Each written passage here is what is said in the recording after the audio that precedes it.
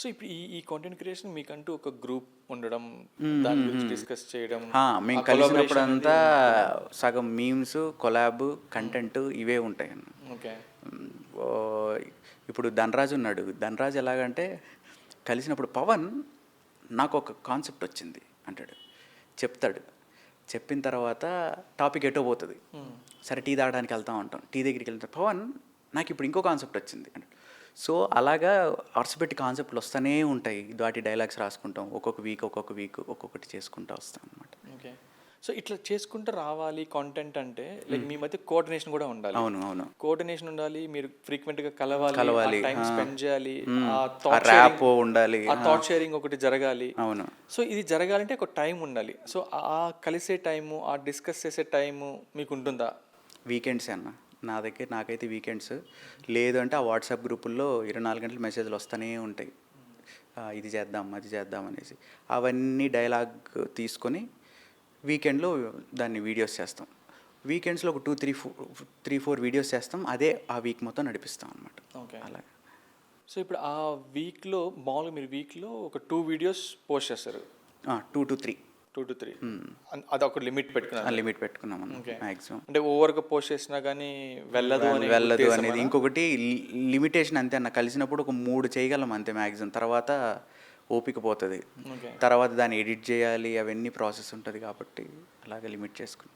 ఇప్పుడు ఈ ఇన్స్టాగ్రామ్, ఈ యూట్యూబ్ షార్ట్స్, స్నాప్చాట్ వచ్చిన తర్వాత జనాలు ఏది కూడా ప్రైవేట్ పెట్టుకోకుండా మొత్తం పబ్లిక్ చేస్తాం. ఓకే. సో దాన్ని మీరు ఎలా చూస్తారు? అంటే అది చేయడం కరెక్ట్ అంటారా, లేకపోతే అట్లా కాదు ఎంత లిమిటెడ్ అంతే చేయాలంటారా? దాని మీద మీ ఒపీనియన్ ఏంటి? పర్సనల్ చాయిస్ అన్న. నేనైతే మ్యాక్సిమమ్ నా పర్సనల్ లైఫ్ పర్సనల్గానే ఉంచుతాను. ఏదన్నా ఒక ఈవెంట్ ఉన్నప్పుడు మాత్రమే నా ఫ్యామిలీ వాళ్ళని ఎక్స్పోజ్ చేస్తా. కానీ మిగతా అప్పుడు నేను దిష్టి బాగా నమ్ముతాను నా బేసిక్గా. ఓకే. సో వన్స్ ఆ దిష్టి పడింది అంటే ఏదన్నా జరుగుతుంది అని, అది తప్పవచ్చు కరెక్ట్ అవ్వచ్చు, నేనైతే ఎక్కువ ఎక్స్పోజ్ చేయను బేసిక్గా. కొందరు ఏంటంటే ఆ కాన్సెప్ట్ లేదు అనుకున్నప్పుడు my life is an open book అనుకుని వెళ్ళిపోతారు అలాగే. సో అట్లా వెళ్ళిపోవడంలోనే ఏ కంటెంట్ అంటే ఆ కంటెంట్, ఎలా అంటే అలాగా, ఇది మంచిదా కాదా అని చూసుకోకుండా అంటే ఏదైనా పెట్టేస్తున్నారు. అవును. హ్యూమన్ కాన్సైన్స్ అనేది ఒకటి ఉంటుందన్న. అంటే మనం ఏమి చెయ్యాలి, జనాలు ఏం కోరుకుంటున్నారు, మనం ఏం చేయాలనేసి. జనాలు కోరుకునేవి నువ్వెందుకు చేస్తున్నావు? అసలు నీ దగ్గర ఉందని చెప్పి చేసేయడం కాదు కదా. జనాలు ఏం కోరుకుంటున్నారు అది కూడా చూడాలి కదా. Okay.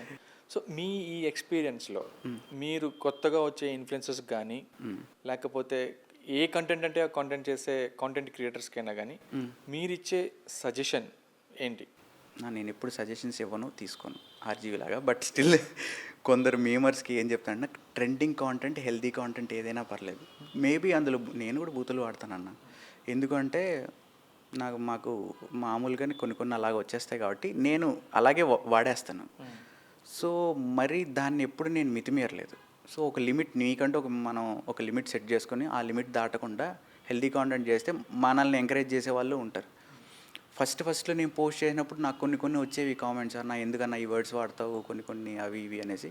But later on Jabardasth పోల్చుకుంటే నేను చాలా మేలు అని చెప్పి చాలామంది రియలైజ్ అయ్యారనమాట. సో కింద కామెంట్స్, నాకు ఇప్పుడు నెగిటివ్ కామెంట్స్ అనేది రావు. ఒకవేళ వచ్చినా నేను నాటి ప్రొఫైల్కి వెళ్ళి నీ బాధ ఏంది బాబు అని అడిగితే అతను కొన్ని అయితే ఇంకా చాలా వెరైటీగా ఉంటాయి. ఒకడైతే డైరెక్ట్గా తిడతాడు, ఓపెన్ చేసి ఎందుకు తిడుతున్నావురా అసలు, అంటే నాలో నీకేం నచ్చలేదు, ఏం ప్రాబ్లం అని అడిగితే, అన్న ఇలా తిడితే నువ్వు రిప్లై ఇస్తావని అలా పెట్టానన్న, ఏమనుకోద్దాన్ని నేను ఫ్యాన్ అన్న అంటాడు. అలా చాలా ఉన్నాయి. సో ఎవరైనా తిట్టినట్టు పెడితే నేను ఇంకా రిప్లై ఇవ్వను, ఎందుకులే అనవసరంగా. ఓకే.